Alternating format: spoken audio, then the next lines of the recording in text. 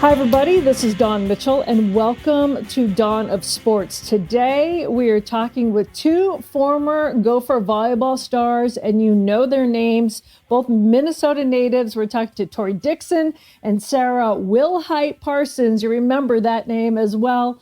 And now both of them are playing pro volleyball, reunited in some way, shape, or form. We'll get all into that, but we are talking volleyball today. That's right. This is Dawn of Sports. She's Dawn Mitchell from Fox 9. I'm Jim Suhan from the Star Tribune and TalkNorth.com. Want to let you know that Leah B. Olson will be joining us periodically. She became on as our Lynx correspondent during the Lynx season, but we'll also get some other updates from her on Gopher women basketball, Gopher women sports, everything else going on around the world occasionally. This week, we're going to concentrate on volleyball. We're coming from the Aquarius Home Services Studio, and we want to thank Lexus, Wayzata, and Maplewood, and Minnesota Masonic Charities. Back to Dawn. All right. Well, thanks, Jim. We're talking volleyball, and if you love volleyball and you know about the Gophers, you know those two go hand in hand with success. So today we're talking with Tori Dixon. Sarah, you remember her name is Wilhite Parsons. Now she just goes by Sarah Parsons. They're part of Athletes Unlimited Pro Volleyball. They have the championship, or AU Pro, as the people in the sport like to call it. It is 4 weeks of badass volleyball with the best players in the world. So Tori and Sarah, thanks for joining us today. How are you? Yeah, thanks for having us. I'm good. Yeah, thank you. So happy to be on. I just love it. I covered you guys. I work at Fox 9 as well, and covered you guys for years when Hugh McCutcheon was your coach, and you guys were just playing lights out left and right, just to see you guys kind of grow into the athletes that you are and then go on to play pro. I am so just proud as a woman to see strong women continue their love on a pro level. And this is unique. So before we get into the uniqueness of this championship and how you guys have played together and then against each other, and now maybe, when it's redrafting every week, maybe together again, I don't know. First, we're going to congratulate Tori. Tori, if you guys don't know, she is from Burnsville, middle blocker of fame, 3-time AVCA All-American, also on the national team. And Tori's dad, David, is a former NFL player, was with the Vikings and drafted by the Patriots way back, but played with the Vikings in 92, 93.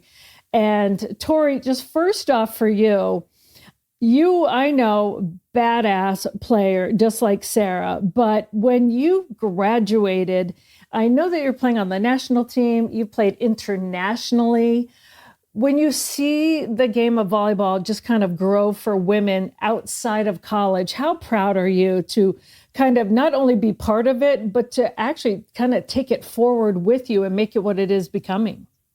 Yeah, no, it was super important to me. And I feel like most volleyball players, that's the goal, right? Is to get a presence in the U.S., to be able to play at home and, not have to take these overseas options, or keep them as options and having more opportunities here as well. So I'm really just happy to be a part of it and to see it growing into something that's super big now. And it's only going to take off from here. So it's just such an exciting time for the sport. And like you said, I'm just really happy to be a part of it. Yeah, it just seems to be exploding, just like women's basketball is exploding. And I just love to see it. And Sarah, you're from Eden Prairie. You're an outside hitter, and your accolades are awesome. Not only were you the AVCA Player of the Year, you're also ESPNW's National Player of the Year your senior year, and also Big Ten Player of the Year. You had all these accolades coming at you. You were named an alternate for the Olympics in Tokyo.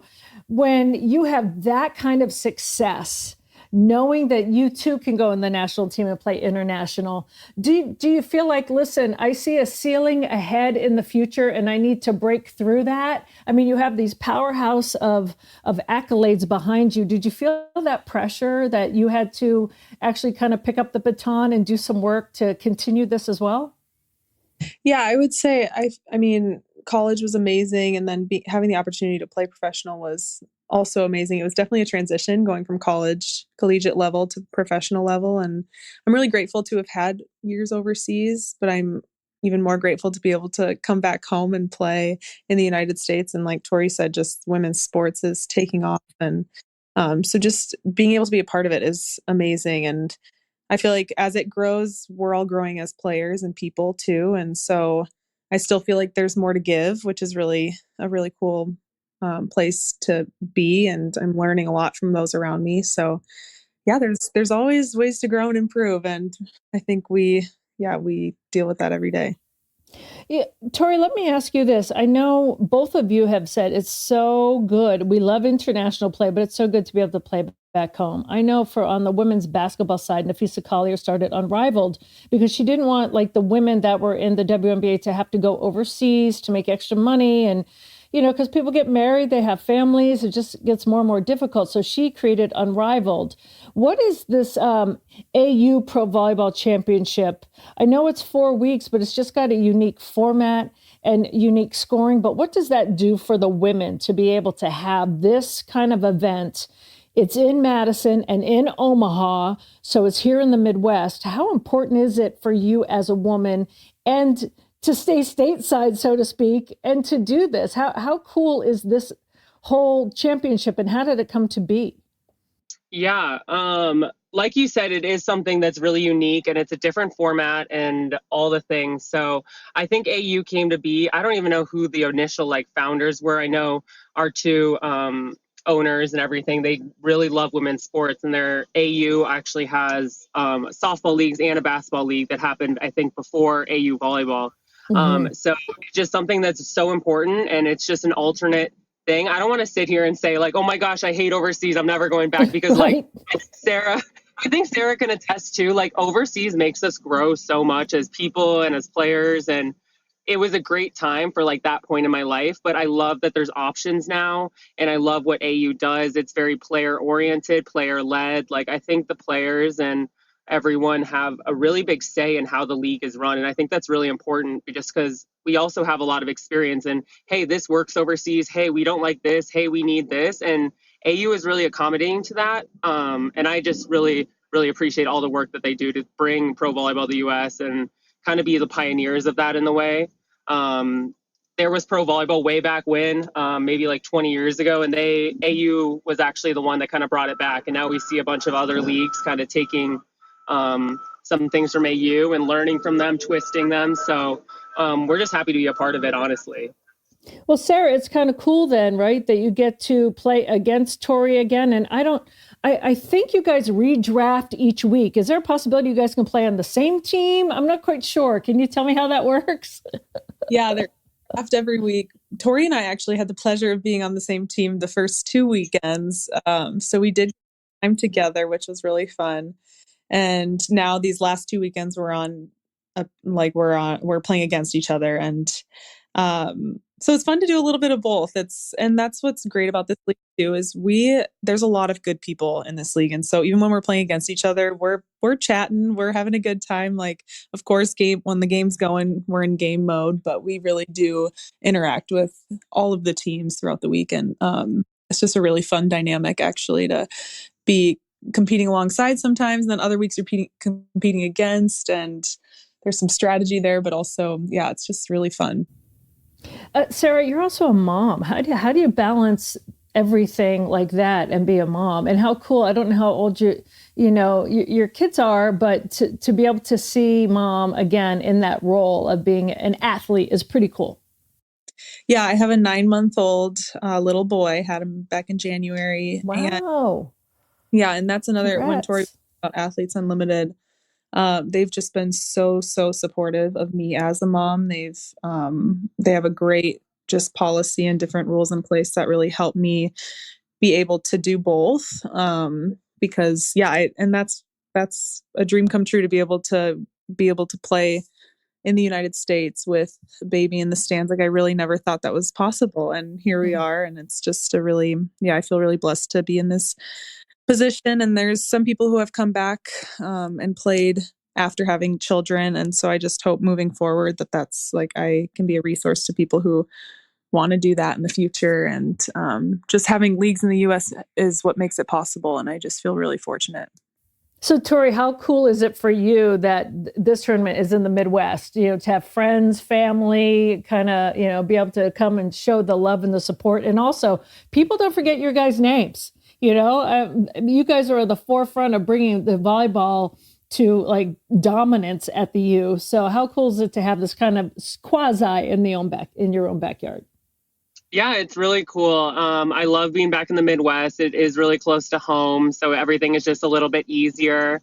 Yeah, and like you said, like we played college obviously a while ago now, but it is really nice being back in the Midwest. And, I had a massage guy out here and he's like, I remember when you were kicking the Badgers' butt like 10 years ago. I'm like, that's crazy, but can you still help me? But yeah, no, it's really fun being back, being to get to play in front of family, friends, and yeah, it's really awesome. All right, Tori, I'm going to start with you and I'm going to ask Sarah the same thing. What is your favorite memory from your Gopher years, playing for Hugh and just all the stuff that you guys did? Do you have a standout memory that like maybe you enjoyed the most or you learned from the most? One of my favorite memories, I would say playing Nebraska at Nebraska for the first time, because when I first started, Nebraska wasn't in the Big Ten. So it was kind of like my junior year was the first time I experienced that. And you kind of hear about it like, oh, like their fans are crazy. It's super loud, blah, blah, blah. But it was really like really, really exciting. And that's one of my favorites. And I think my other one would be just beating Penn State at home my freshman year. At that point, they were like super undefeated and like the crowd favorite. Lauren Gibmeyer, who was a middle at the time, had a night. Just a lot of fun. But I really enjoyed all my moments at Minnesota. It was really, really cool experience for me. And then how about you, Sarah? I mean, everyone wants to say, of course, Final Four appearance or this and that. But I always find out when I ask these questions, it's something very different sometimes. Yeah, I feel like one of my favorite, I guess it was a weekend, was my last weekend, my senior year. It was like senior night. We played Wisconsin, which Minnesota, Wisconsin is always a battle. And it went 5 sets, ended up winning in 5. And just to close out my time at the PAV, like senior night, 5-set match against Wisconsin is like, that's a game that I sometimes even want to go back and watch because it's just really great memory. Do you watch it? I have watched it, and my dad has gone back and watched it. Like randomly text me and be like, "Guess what game I just watched?" And I'm like, "Oh man, yeah." Good stuff. More with Dawn and our remarkable athletes here. We do want to thank the people who make the network and the show possible. Let's start with Lexus of Wayzata and Maplewood. Thanks also to Minnesota Masonic Charities. Today, I want to talk a little bit about the Minnesota Masonic Charities. When you think about the Masons, I get it. You think about the funny hats, those pancake breakfasts, which are phenomenal.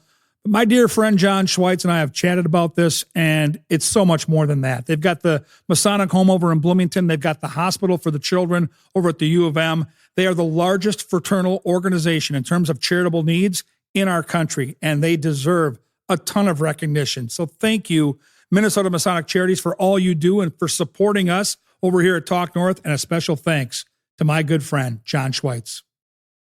And a reminder, we are coming to you from the Aquarius Home Services studio. All right, Dawn. All right. So Tori or Sarah, whichever one of you wants to maybe answer this question, tell me how the scoring works. Because I was doing a deep dive and I was watching some of the videos the other day, and I love how they have Tori doing Tori things, and they're showing you guys play. And I'm like, oh, this is bringing me back to when you guys played for the Gophers. But I had a hard time following the scoring because I think one individual wins the championship, correct? Like an athlete. So how does this work for this tournament? Yeah. Okay, I'll start, I guess. So the biggest way to do well here is winning games. Like, bottom line, if you can win volleyball games, if you can win matches, and if you can win sets, that's going to get you the most amount of points. It is like a tally system, so everything is counted throughout the match. And even if you win 2 sets, you could potentially not win the match, and that has happened actually quite a lot. So if there's a really big blowout, every point truly does matter. So set wins, match wins, you get positive points. And then also individual stats play a role in it as well. So kills, blocks, aces, digs, assists, you get positive points. And then on the flip side of that, you can actually go minus. So any error that you make, hitting error, service error, ball handling error, you actually go minus. So I think the best way to do well in AU is, one, win volleyball games and play pretty clean. So typically, like, just not making a ton of errors will get you really far in the leaderboard. So Sarah, you can add to that if you will, but it's kind of complicated in a different form. But yeah, Sarah, I mean, that means that you have to be on for every single play, right? Mm-hmm. I mean, that's hard.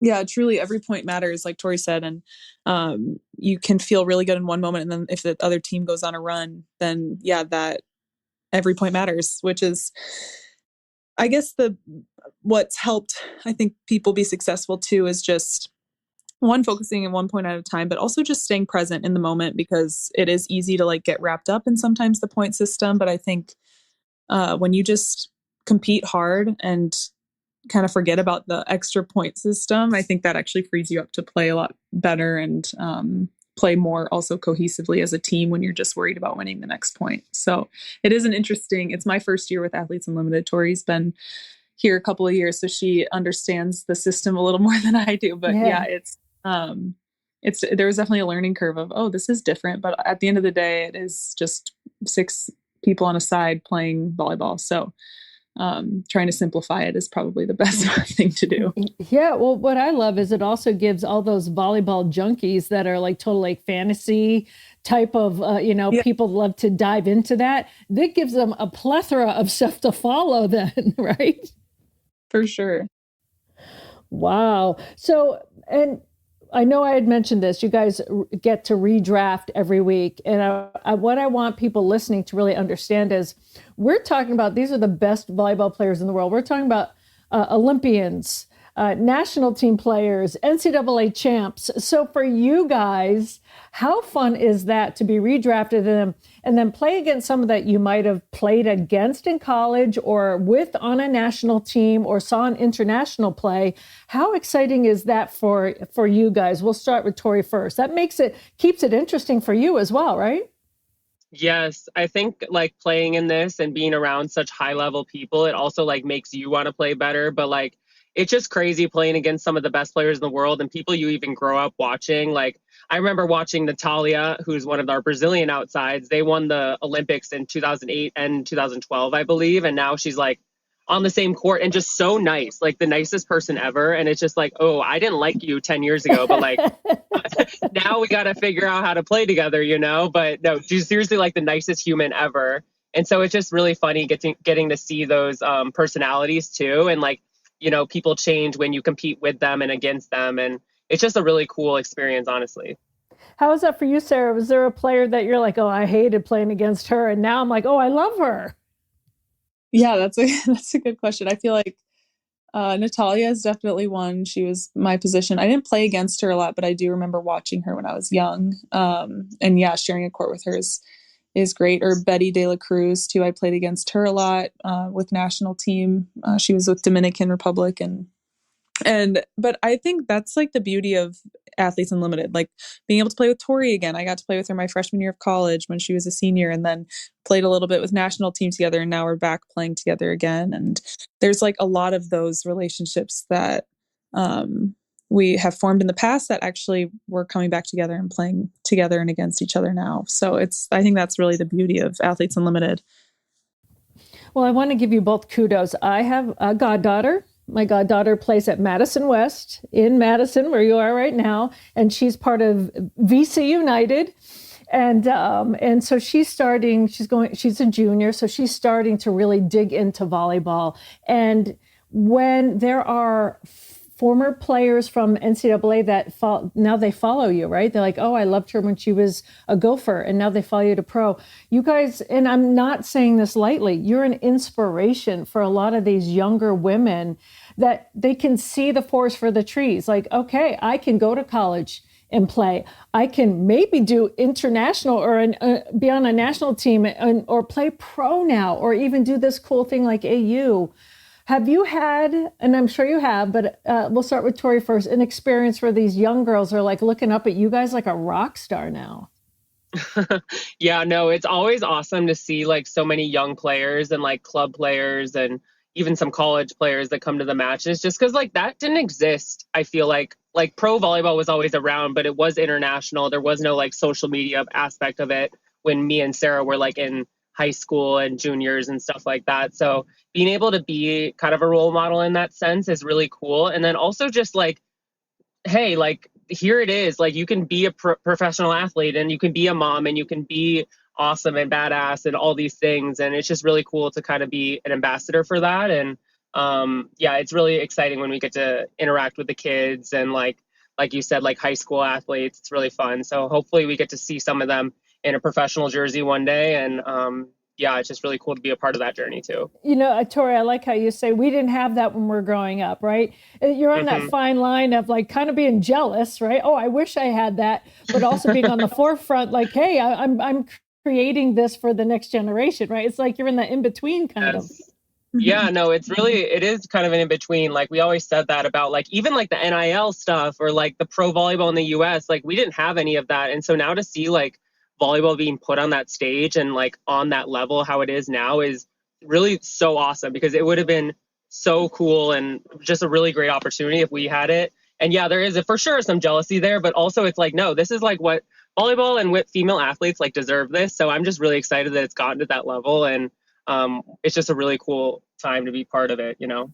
Well, Sarah, I was talking to just a young athlete that plays in high school here in Minnesota, and she's like one of your biggest fans. Like, I remember when she was the National Player of the Year. I'll never be that, but I maybe. And I said, yeah, don't say you'll never be. How does that make you feel? It's just like Tori was saying, you know, that these young women, like they not only know who you are, they know your stats, they know what you won, they know what you're doing now. It's kind of cool. Yeah. I mean, it's like Tori said, it's just amazing to be able to be that for people. But also like when I was in high school, I never thought that I would be National Player of the Year. Even throughout college, I didn't know that I was going to play professional. And the opportunities are just continuing to come for these young athletes. And I feel like the exposure that we're able to give to them, like it's, hopefully these girls are dreaming big dreams. And I think everyone would love to be just a resource for any young athletes. And that's also what's so great about being back in the US is we're able to say yes to a lot of things, like outreach things with different clubs and high schools. Like I got to go to my high school volleyball game for the first time since college. Wow. It was just amazing to be able to get to do that because we're playing in the US. Like if we were playing overseas, we'd already be overseas and we would miss out on some of that connection. And so that's another reason these leagues in the US are just amazing to have. We get to be around for a lot more outreach opportunities. Well, one of the reasons why I want to do this podcast was to highlight some strong, independent women that are athletes, but the sport also helps in so many other ways. And like, Tori, what is your experience with being able to play a sport, become an athlete, but finding your voice, not only as an athlete, but kind of, you know, in the working world or with a family or who you are now? You know, that we hear so many C-suite leaders and executive directors and women now all played sports. How has playing volleyball helped you in other areas? Yeah, I think you do see a lot of that in the business side of it. But I think just like, honestly, being part of a team and being a part of like, hey, like there are 16 different women on this team right now. That's 16 different personalities, 16 different walks of life, and being able to work with different backgrounds, races, different areas of the country, different areas of the world. It's just like such a interesting way to learn how to communicate properly and effectively, and, you know, open your eyes to certain things and all the like just everything. Honestly, I feel like being part of a team and being in this volleyball world is really, really important, just to learn good life skills and like to get experiences that you wouldn't normally have with certain groups of people. And it's so important. I think it develops leadership and communication and just like a lot of these intangibles that it's really hard to replicate, I feel like, unless you're like in it or in like a group of people like this. So I am really grateful for sport. I think it's brought me a lot of places and taught me a lot of skills and how to manage time and, get deadlines and all the things. So I think it is really important, and I'm really grateful to be a part of it. How about for you, Sarah? Yeah, the first thing that popped into my mind too was just the ability to work with a lot of different people. We've played overseas, both Tori and I have, and now playing back in the States, but everyone is just different. And so that skill definitely will carry over to the future. I do think there's been parts of sport that have even helped me be a better mom, like being able to be flexible and kind of being comfortable in uncomfortable situations. Like there's a lot of skills that sport really has. There's so many skills that we've just learned through sport that have carried on over to things like being a mom or just whatever we do in the future. There's a lot of skills that come with it. What I think too is cool is, yes, everyone knows that sports helps you deal with defeat, right? How do I handle it? But handling success is something that some people don't really talk about.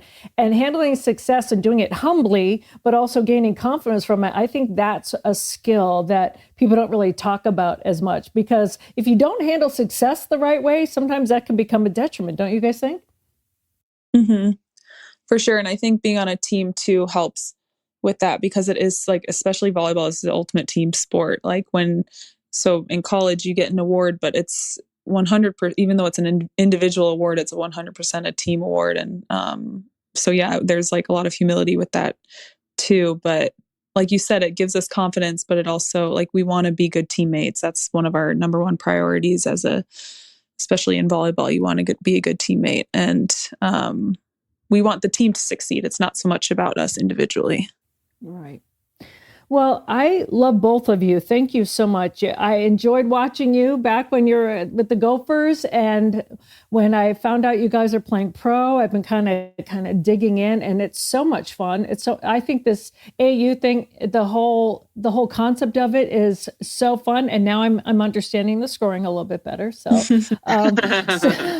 But can you guys, for any fan that wants to come see you guys, when are your next matches, and when can people go? Or how can they find out more information?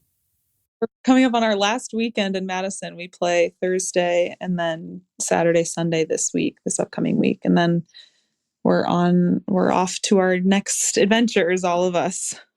Yeah. So it's Thursday, Saturday, and Sunday in Madison coming up. Correct. Here. And people can buy tickets, or is there a website, Tori, that they can go to find out more information? Do you know? Yes, it's auprosports.com. You can look up our schedule. You can look up tickets, timing information, all the things. And I will say, like, this is our championship weekend, so it is really important. And like, the winner is going to be crowned on Sunday. And so if you're going to pick a day, I think everyone should come to all 3 days. But if you're going to pick a day, Sunday's day. Okay. So what does the winner get? Are you guys allowed to say? They get a whole lot of cash, I know that, but also bragging rights, and some cool T-shirts made. No, I don't know. It's the cash. You'll love that. They do get some cash. They get a nice little bonus, and that's kind of how our bonus works is, the higher up the leaderboard, the more bonus you get, but also bragging rights is important. That is amazing. Well, I wish you both the best of luck and a great 3 more days. And of course, Sunday, where it all comes down to this. So thank you so much for joining us. Tori Dixon, Sarah Parsons, you guys are amazing. And thank you for carrying the torch and leading the way for awesome women athletes. I really appreciate you both.